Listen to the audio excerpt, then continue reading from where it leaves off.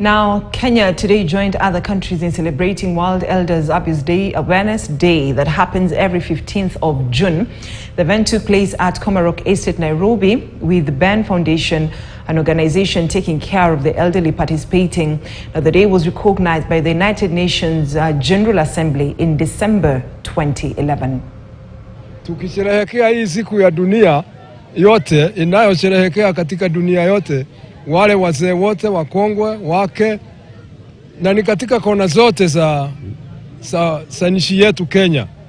Na nia yetu kubwa ni atupate mahali serikali yaweza kutupatia mahali pa kujengea hawa wazee, iwe elders home. Na unajua siku hizi kama watu wazee kama mimi hatutakiwi na watoto hawataki sisi.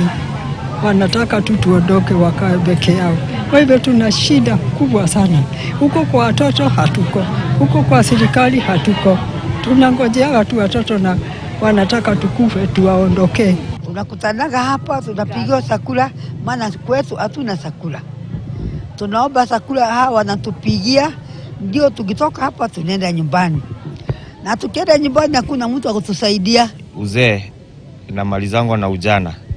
Na leo tumeshikana leo kwa sababu kila Ijumaa huwa tunapatana kufanya mazoezi, kuwapea chakula na pia kuangalia bima yao ya NHIF.